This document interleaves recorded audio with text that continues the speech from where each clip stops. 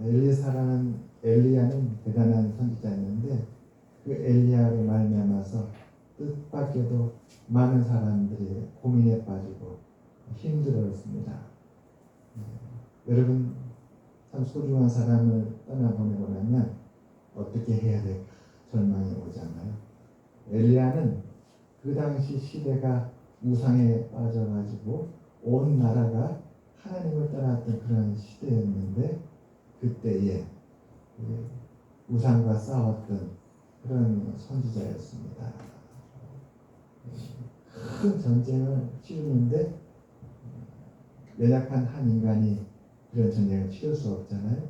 그런데 하나님께 열심히 특신했던 엘리야가 십자가를 지고 그렇게 영적 전쟁을 했습니다. 왕과 만나서 담판을 짓고 또 수많은 그 선지자들과 850대 1로 싸우기도 하고 하나님의 그 증거를 사람들한테 나타내 보이기 위해서 하나님 앞에 작은 기도를 한 것이 아니라 엄청난 기도를 했어요. 3년 6개월 동안 비가 오지 않게 해달라고. 그런 엘리야 선지자가 떠나니까 사람들의 마음속에 이제 두려움이 찾아옵니다. 누가 우리를 대신해서 이 싸움을 해줄 수 있을까? 엘리야라는 큰 인물이 떠났으니 이제 우리를 누가 인도하고 지켜줄까? 이런 고민에 사람들이 빠졌습니다. 근데 놀라운 것은 하나님은 우리가 고민할 때 우리의 시선을 옮겨줍니다. 우리의 고민에 하나님께서 답을 주시는데 어떻게 답을 주냐면 우리가 미처 생각하지 못했고 우리가 눈여겨보지 않았던 걸 보게 하고 생각하게 해주는 거예요. 그게 참 놀라워요. 우리의 속담에도 등잔빛이 어둡다라는 말을 하잖아요.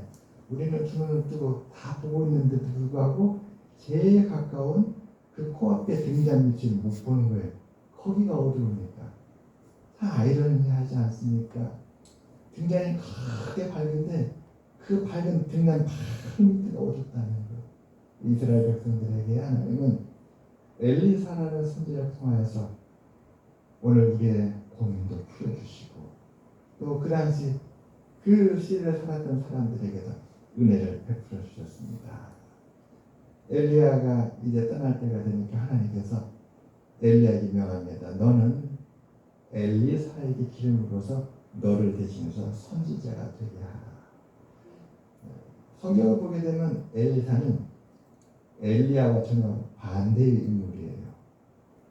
보통 이전에 크게 사역했던 하나님의 종을 보면서 사람들은 이후에 어떤 다음 선지자를 기대합니까? 엘리야보다 더 능력이 있는 사람, 엘리야보다 더 큰 일을 할 사람, 이렇게 사람들이 기대할 수 있지 않겠습니까? 그런데 하나님은 뜻이 달랐어요. 이사야서에 말씀하잖아요. 내 생각은 너의 생각과 다르고 내 길은 너의 길과 다른데 어떻게 해요? 하늘이 땅보다 높은 가지. 그렇게 다르다라고 합니다. 엘리야가 엘리사를 찾아가니까 엘리사는 뭘 하고 있냐면 12개의 소를 몰고 경작하는 농부였습니다. 농부였어요. 그냥 일상에 우리와 같은 삶을 살아가고 있는 사람이었어요. 엘리야 선지자는 사람들과 구별된 사람이었습니다. 그래서 신약 성경에 세례 요한이라는 낙타 털옷을 입고 먹는 것은 석청이고 잠자는 것은 광야이고 이 기이한 인물을 가리켜서 엘리야와 같은 사람, 엘리야의 신명을 가진 사람 이렇게 말을 하거든요. 그런데 하나님은 그런 엘리야, 보통 사람들과 같지 않고 일반적인 사람들의 삶과는 좀 구별되어 있는 뭔가 특별한 하나님의 능력만이 거하는 그 우리들의 일반 삶과는 좀 구별된 듯한 그런 엘리야였습니다. 그런데 엘리야 제자 엘리사를 딱 선택을 했는데 우리와 너무나 비슷한 사람이었어요. 가보니까 우리와 똑같이 소를 몰고 밭을 읽으며 일상의 삶을 살고 있는 그런 엘리사였던 것이었습니다. 하나님께서 엘리사에게 기름을 부으시고 엘리야를 대신하게 했는데 오늘 본문의 말씀은 하나님의 엘리사에게 능력을 주사 첫 번째 하신 사건입니다. 엘리사 선지자가 하나님의 능력으로 첫 번째 했던 사건이 놀랍게도 평범한 당시의 사람들이 겪고 있는 삶의 문제를 해결해 준 거였어요. 여러분 우리들도 어제 밤에 비가 참 많이 왔잖아요. 저는 어제 강화도에서 잠을 잤는데 1시에 잠을 깨었어요. 빗소리가 얼마나 세게 났는지 놀래가지고 저는 빗소리가 너무 세서 밭에 있는 농작물들이 다 떠내려가는 줄 알았어요. 밖에 나가보니까 참 신기하게 이렇게 비가 세차게 마치 하늘에서 물 쏟듯이 비가 내리는데 그 식물들은 쓸려가지는 않더라고요. 다행히 4시까지 비가 줄기차게 내렸습니다. 우리의 삶이 고민이 되잖아요. 올해 농사를 망치지 않아야 될 텐데 농부의 심정 1차 산업인 이 농사일, 밭일, 이 밭에서 나는 소출 다 1차 산업이지 않습니까? 1차 산업 먹거리는 대단히 중요합니다. 1차 산업이 무너지면 2차 산업도 무너질 수밖에 없어요. 곡물값이 천정부에 뜨고 모든 생필품 채소값이며 우리가 먹고 사는 모든 것이 다 가격 자동차 값만큼 뛴다면 어떻게 하겠습니까? 채소 한 트럭이 그 트럭 값만 하다면 누가 그 채소를 살 수 있겠습니까? 못 사요. 그렇게 중요합니다.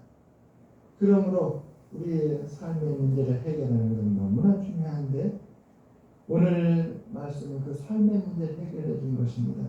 여러분 우리 같이 한번 말씀 보겠습니다. 그 성읍 사람들이 엘리사에게 말하되 우리 주인께서 보시는 바와 같이 이 성읍의 위치는 좋으나 성읍 위치가 좋다는 거예요. 그 여리고 이 지역은 굉장히 풍부한 농산물이 풍부한 곳이라고 합니다. 이곳은 아주 풍요로운 땅이었습니다. 그런데 단점이 하나 있었어요. 문제가 있었습니다. 물이 나쁨으로 토산이 익지 못하고 떨어집니다.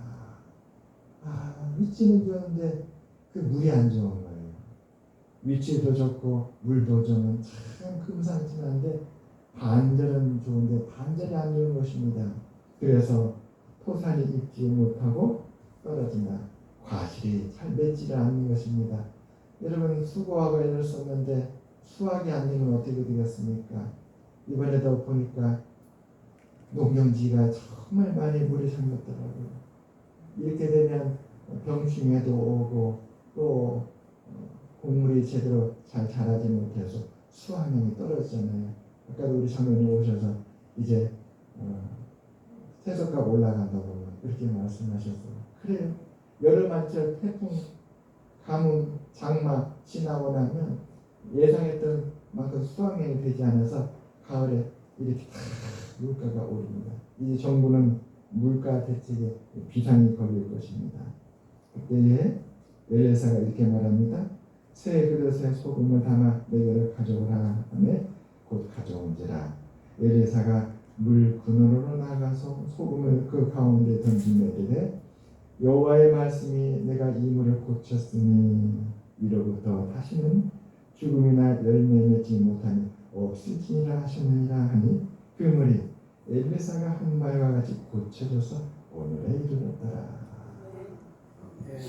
우리가 물리적으로 분석해서 알아낼 수는 없습니다. 어떻게 새 그릇에 소금을 담았는데 그것을 그 물 근원에 던졌더니 어떻게 도대체 물이 좋은 물로 바뀌었는가?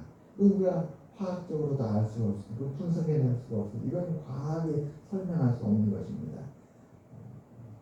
하나님이 엘리사 선지자와 함께 있음을 나타내 보여주셨고 또 엘리사 선지자는 그의 사명이 피폐해지고 고통 가운데 있는 이 백성들의 삶을 회복시켜주고 풍요롭게 해주는 거기에 그 사명이라는 것을 성경이 이렇게 말해주는 것이죠.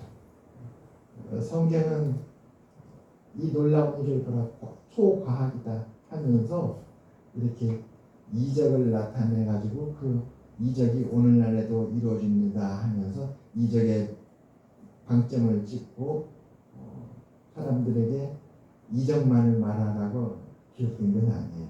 그것은 일어난 사건이 어떻게 일어나게 되는 그 경과에 불과합니다. 이적이 일어나서 이렇게 이적으로 이렇게 됐다. 그러나 그 말씀이 증거하고자 하는 목적은 다른 데 있습니다. 엘리사는 분명한 하나님의 선지자다. 하나님의 말씀이 그와 함께하고 있다. 하나님은 그의 간구를 들어서 이 물을 고쳐준 거다. 하나님께서 그의 간구를 허락하신 것은 하나님의 백성들이 고통 가운데 있기 때문에 하나님은 그들을 고통으로부터 구원하기 위함이다. 엘리사는 엘리야가 떠나기 전에 그의 스승에게 이렇게 구했습니다. 열왕기하 2장 9절의 말씀입니다. 당신의 성령이 하시는 역사가 갑절이나 내게 있게 하소서. 그의 스승이었던 엘리야의 제자 엘리사는 스승에게 나타났던 그 놀라운 일들, 스승의 성령께서 하나님의 영이죠. 하나님의 영의 스승과 함께 했던 그 일이 내게도 일어나게 그런 능력을 주시옵소서 이렇게 구원했던 것이었습니다. 하나님은 허락하셨어요. 하나님께 허락하셨기 때문에 우리는 기대를 하게 되죠. 하나님은 이 엘리야의 그 함께했던 그 하나님의 능력이 과연 엘리사에게는 어떻게 나타날까 기대를 해요. 그런데 놀랍게도 하나님의 능력이 엘리사에게 나타났는데 나타나서 첫 번째 했던 일이 엘리야와 같이 우상을 섬기는 자들을 만나서 그들과 싸워서 그들을 싹 쓸어버리고 그런 일을 한 것이 아니었어요. 하나님의 능력은 놀랍게도 물 때문에 고통하는 농부들, 그들의 아파하는 마음, 이제 곧 수확철인데 당도도 떨어지고 품질도 나쁘고 이 농사의 수확을 걱정하는 그들의 마음, 그리고 좋지 않은 물을 먹으면 어떻게 됩니까? 전염병도 들고 사람의 생명이 또 위험해지잖아요. 이러한 그 고통과 아픔을 해결하는 데 하나님의 능력이 나타나는 것이었습니다. 아멘. 할렐루야. 엘리사는 갈멜산상 엘리야와 같이 거대한 일을 하지 않았습니다. 큰 인물들과 만나지 않았습니다. 그는 오히려 오늘 말씀처럼 좋지 않은 그 샘물을 고치는 그런 일을 했던 것이었습니다. 마치 우리 일상에 필요한 일을, 우리 일상에 문제가 있어서 고민할 때 그때 어쩌면 딱 적당한 게 나타나서 그 일을 해결해 줌으로 말미암아 우리의 삶을 가난하게 해주는 그런 정말로 귀한 손길이 됐던 것이었습니다. 그는 그의 사역을 이렇게 정리할 수 있습니다. 엘리야의 사역은 조용한 사역이었다. 평민들을 구제하고 생활 속에 있는 평범한 일들을 많이 이루어낸 그런 삶의 사역을 했다. 그래서 많은 사람들은 이 엘리야를 보고 마음에 큰 위로와 평안을 얻습니다. 우리가 너무나 비슷하기 때문에 엘리야 선지자는 너무 컸어요. 우리가 거리가 너무 멀었어요. 저 갈멜산 상에서 그 850명의 이단들과 결투하는 그런 우리의 삶과는 좀 멀리 있는 그런 너무나 큰 산과 같은 인물이었습니다. 그러나 엘리사는 그 산에서 내려와서 우리의 삶에 지금 우리 삶의 현장에서 우리와 함께 우리의 문제를 고민하고 함께 풀어주며 그곳에서 하나님의 능력을 구하는 그런 선지자가 되는 것이었습니다. 사랑하는 여러분, 여호와는 치료의 하나님이십니다. 샘물을 치료하던 하나님은 우리의 삶을 치료해 주시는 하나님이십니다. 하나님의 치료는 근원되고 영원한 치료입니다. 시편 103편에 있는 말씀입니다. 내 영혼아 여호와를 송축하라. 내 속에 있는 것들아 다 그의 거룩한 이름을 송축하라. 좋은 곳으로 내 소원을 만족하게 하사 내 청춘을 독수리같이 새롭게 하시는도다. 시편 147편 3절입니다. 상심한 자들을 고치시며 그들의 상처를 싸매시는도다. 출애굽기 15장 26절 말씀입니다. 내가 애굽 사람에게 내린 모든 질병 중 하나도 너에게 내리지 아니하리니 나는 너희를 치료하는 여호와이니라. 데살로니가전서 5장 23절입니다. 저는 개인적으로 이 말씀이 참 마음에 은혜가 됐습니다. 더 많은 은혜가 됐습니다. 데살로니가전서 5장 23절 평강의 하나님이 친히 너희를 온전히 거룩하게 하시고 또 너희의 온 영과 혼과 몸이 우리 주 예수 그리스도께서 강림하실 때에 흠없게 보존되기를 원하노라. 사실 엘리야 시대에 엘리야는 영적 전쟁을 하였지만 그 큰 고대 싸움에 백성들의 그 삶이 많이 피폐해졌죠. 고대 싸움에 쇠고증이 터졌다라는 말처럼 연약하고 연약한 서민들이잖아요. 그런 서민들이 그 전쟁의 와중에 삶이 너무 많이 피폐해졌습니다. 그때 하나님은 이렇게 엘리야가 하지 못했던, 엘리야에게는 아직 부족했던, 한 사람이 모든 걸 다 할 수 없잖아요. 그래서 엘리사를 통해서 그동안에 엘리야가 하지 못했던 사역들을 하게끔 해주었던 것이었습니다. 이제 말씀을 정리하고 맺겠습니다. 여러분, 엘리야의 사역을 보게 되면, 우리가 성경에서 보게 되면 정말 많은 서민들이 나옵니다.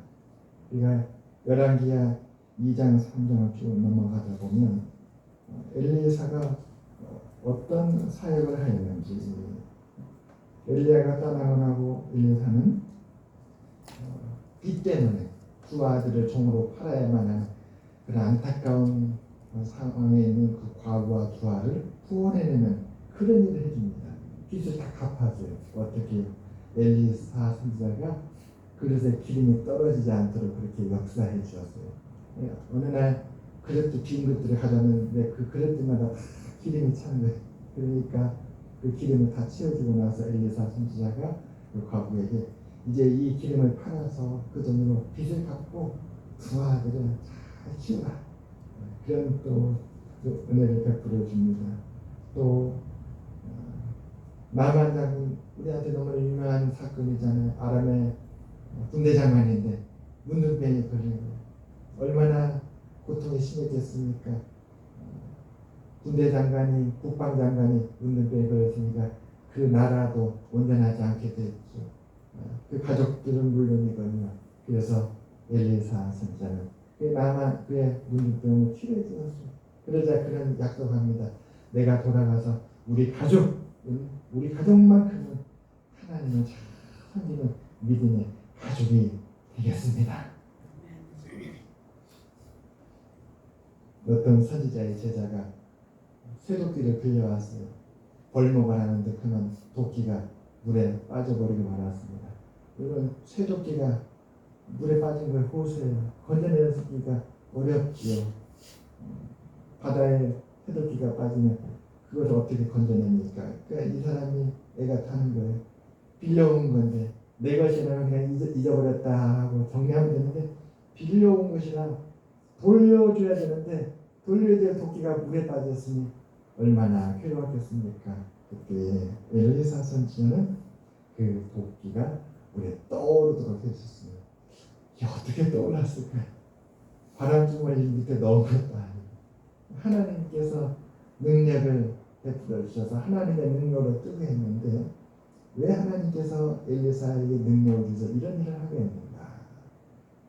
아프고 고통하고 참 피폐해지고 삶이 너무 힘든 그런 무거운 짐을 지고 살아가는 백성들에게 그들의 삶을 회복시켜주고 힘이 되어주고 그 서민들에게 하나님의 살아계심을 증거해 주셔서 그래서 그 시대의 빛을 다시 밝혀준 것이다. 이렇게 우리가 볼 수 있는 것입니다.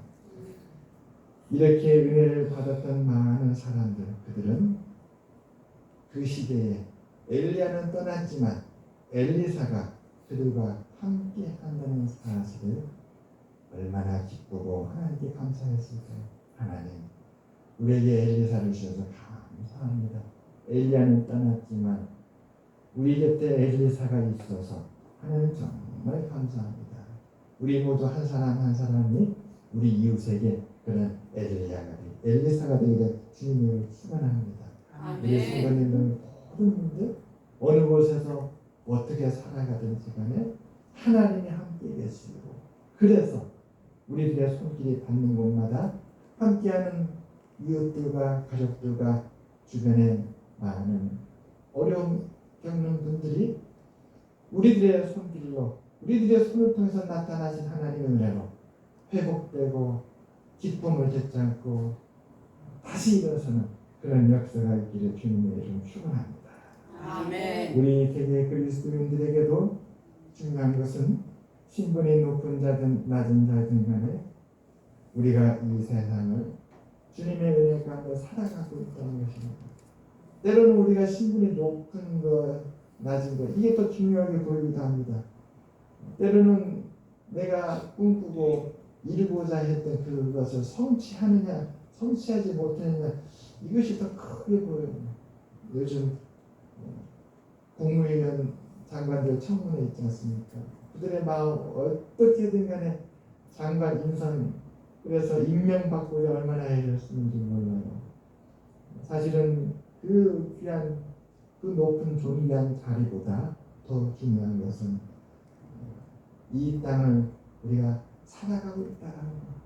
높은 데서 살아가든 낮은 데서 살아가든 엘리야로 살아가든 엘리사로 살아가든 존재하고 있다는 자체가 참 귀하지 않은가 싶습니다. 그리고 우리가 높은 데 있든 낮은 데 있든 간에 우리가 이 세상을 살아가는 가운데 하나님께서 바로 우리를 통하여 우리가 연약하고 부족할지라도 우리를 통하여 하나님이 일하신다라는 것 이것이 우리에게 소중하지 않을까 싶습니다. 사랑하는 여러분, 하나님께서 오늘 이렇게 예배드리게 해주셔서 진심으로 감사합니다. 아멘. 우리 회사님, 원로사님 감사해요.